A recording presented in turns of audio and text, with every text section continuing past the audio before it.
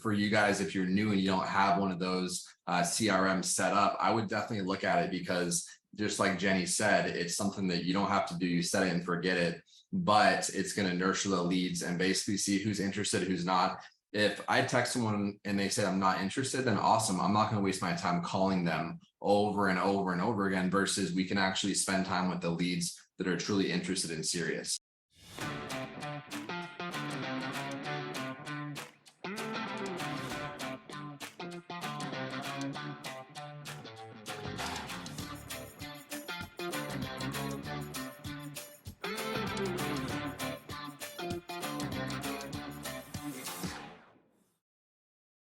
All right, guys, welcome to today's Limitless Agency team call. Just went through a bunch of exciting announcements. We have the coveted first ever cruise incentive trip that's right around the corner. So we just shared a bunch of information about that. We're excited.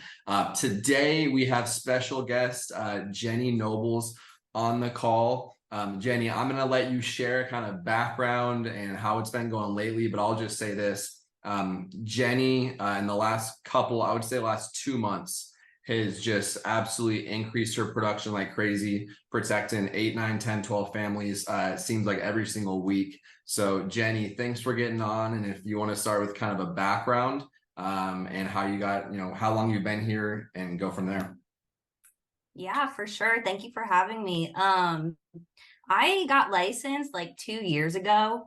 And my husband is a pipeline welder. So we travel the country and we were living in our fifth wheel camper. And I got going with this. And at the time, we weren't even doing telesales. So I was going in home, doing my dial days. And like my first day in home, I sold all of my appointments and was just crushing it off the bat. And, we fell into that nasty trap of getting your commission money and spending it. So we weren't quite at the financial level of being able to just invest, $2,000 a week into leads. And it was just this roller coaster for the past 2 years of I would do really well. And then we would have to spend my commission money on bills, or we used it to go on a trip or something. And that's exactly what you're not supposed to do. So we definitely I had some mental struggles, just like working with myself. And I feel like once we got back from our wedding, I was just like at a top tier, high vibe level. And I was like, I'm ready. Like, we can do this. We're financially stable. And I know that I do not spend my commission money on anything until I feel like I have enough lead money built up in my bank account to then put a percentage of that towards personal financing. So we got back from the wedding and I had ended up texting 500 people a day for 2 weeks from old leads from the past 2 years, hoping to get some kind of sale so I could get this going again. And I ended up selling 2 people. And then I asked for referrals from one of my clients, and she ended up giving me, it was, I think, 3 referrals to her sisters. And that was able to kickstart my business and get my leads going. And I just went all in. I got myself organized, and I've just been crushing it ever since. I love that. So first off, you were the whole work from anywhere. You were doing that before it was cool and we had telesales because you were traveling, seeing people in person. And then the second thing, I think what she said, guys, about just doing whatever it takes, whether it's referrals, it's, doing door knocks, it's posts on social media. Like when you get your business started as a business owner, you need a little bit of a boost to get you off the ground and get you to where you can invest. And so I love that with the whole referrals thing you said. Yeah. I think I had built so much grit with my 2 years of failure because when I was going in home, like I had a crappy old Volkswagen with no AC in the South Carolina heat, and I would go door knocking. I would miss appointments that didn't show up. I would drive 3 hours out of my way to go do my appointments. And when you go from that and not giving up when you're doing in home at that level, to being able to do telesales at home, I just think there's a switch that flips that like, this is so simple. And like, we are so blessed to be able to do this. And that's where I'm at now. Like there's just no stopping me at this point. I love that. How was your transition from doing in-home to telesales? It definitely takes a lot more discipline to make sure that you are executing your day properly. And that's where I've really had to implement organization. When I first started this, I was very pen to paper. I would print off all my leads. I would have like 10 file folders. I still have a file folder that I'm going through trying to like incorporate into my CRM. And I think the biggest thing at this point is your calendar and utilizing the CRMs that we have available to us, because the pen and paper system does not work. You cannot have thousands of leads and expect yourself to follow up with them just trying to organize things with like file folders. So I know that we have Zepo now, and I use DFY, which is like the same exact setup, and utilizing CRMs to like create drip campaigns and keep all of your clients' information in there and be able to see when you were contacting them last. So you're not like, did I call this person? What was their last text message? Having that all in one place is my biggest, most important resource at this point. Absolutely. It helps you stay organized, but it also helps you track your clients. That way you can follow up with them in the future. Things like annual reviews and just client follow-ups in general. I love that. Jenny, talk about your lead flow, like when you first started to your lead flow now. What are you running? How much are you spending in leads, and so on and so forth? So when I first got started, I was probably spending about $1,000 a week on instant leads in the FFL CRM. And at this point, I've been kind of switching back and forth between Nitro, Clever Closer, Smart Financial. I was doing live transfers at one point, but I don't think that's always the smartest way to go. So my big thing is I use, between those three lead vendors, I take the leads that I get and I put them into my CRM and I create a drip campaign. So once they're downloaded, it automatically triggers to send them out the initial text message to book an appointment. And I really found that like a percentage of your sale is actually made in your appointment booking process, which has really led to the success that I'm seeing now. Yeah, I love That's that. Someone yesterday was asking me, Jenny, like, how do I bring in like AI, like artificial intelligence in my business? And for you guys, if you're new and you don't have one of those CRM set up, I would definitely look at it, because just like Jenny said, it's something that you don't have to do. You set it and forget it, but it's going to nurture the leads and basically see who's interested, who's not. If I text someone and they say I'm not interested, then awesome. I'm not going to waste my time calling them over and over and over again, versus we can actually spend time with the leads that are truly interested and serious. So that's awesome. What do you, Jenny, you said you started around 1,000 and now recently, what have we been at? Like 1,500, 1,800? What does that look like? I'm so addicted to buying leads because it's just been such a high ROI that I'd say probably 2,100 to 2,500 every week. It will just be dependent on how booked my calendar is. So if I feel like I don't have enough for the week, then I'll just go ahead and buy more leads and get myself set up for another day of sales. Got it. Do you feel like it's easier going from 2,000 or so compared to the 1,000 when you were kind of just up and down with that roller coaster before? Yes, it's 1,000% easier. I feel like I don't have any more anxiety within my day-to-day schedule because I have so many appointments booked, and that's simply because I have bought more leads. So my most successful weeks are when I'm buying the most leads, or at least just focusing on my calendar to make sure that I'm booked up. Because at this point, I've hit that 2-month mark of being consistent. You also have your follow-ups that you have in your calendar. So that's filling up my week as well. But more leads are definitely better. Yeah, definitely takes the pressure off.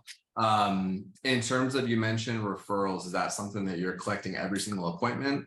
And if so, kind of is it at the end, the start? What's kind of the pitch to go into collecting referrals? Yeah, so it's definitely every appointment, and I do it at the end. I do feel like with booking these text appointments, I'm really not getting a lot of kickback during my appointments. So I'm really building that relationship during that, 20 minutes to an hour. It just depends on what's going on. And I just asked them at the end, because we probably had a couple of laughs during that time period. And I'm like, hey, is there anybody else that that would benefit from life insurance? And they either say yes or no. And at least if I had planted that seed in their brain, sometimes I get people that will message me, a week, 2 weeks later, just asking or telling me, I found somebody that I'm sending your way. So That's definitely awesome. at the end of the appointment. I love that. And if you guys don't ask, the answer is always going to be no. That's the biggest thing. Yeah. It's so simple to just add that little line in at the end of every single presentation. It's going to give you at least an extra 1, 2, 3 free sales, essentially, because you're not paying for those leads a month. So I encourage everyone to ask that. Yeah, I was just gonna say, guys, if we can literally the two things that we can do to get better by so much, like probably like double, triple production, referrals, and asking the golden questions. So we're going for referrals, basically free sales if they give you family and friends, and then also seeing what they have that acts like life insurance, 401ks, IRAs, stocks, bonds, mutual funds, that kind of thing, and talking about IULs and annuities. Next question, Jenny, someone asked here is how many appointments on average are you running now compared to before? Yeah. So I'm just going to open up my calendar. I'd say on a good week, 40 appointments a week. 40 appointments a week. Yeah. Nice. What was the other half of the question? Is that booked appointments? Or is that Yeah. legit like not sat because we're doing telesales, but like actually went through the whole thing? Booked appointments, I'd say that I have a 95% show rate on those too. I know when we first started telesales, we were always pushing book double what you want to actually show up because you're going to have more no-shows with telesales. But I've really found that the structure of setting these appointments, these people are showing up. And I'd say most of the time, if they didn't show up, they'll show up 5 minutes later because I shoot them a text. I'm like, hey, is this still a good time? And they're like, oh yeah, I just don't have my phone near me. So nice. So over 30 appointments a week, guys, that is the golden tip. And so it's kind of like an equation. How do I get 30 appointments a week? Well, there's 2 ways you can do it. Well, there's 3 ways you can do it. 1 is you can buy enough leads. 2 is you can collect referrals. And then 3 is you can just work extra hard. So dialing, texting, emailing, dripping, whatever you can do. So I love that. Jenny, for you, are there any, in terms of the telesales process, give us 2 tips that you really focused on or things that you say that you think clients like and it kind of gets you to that point where they're understanding and they're ready to purchase from you?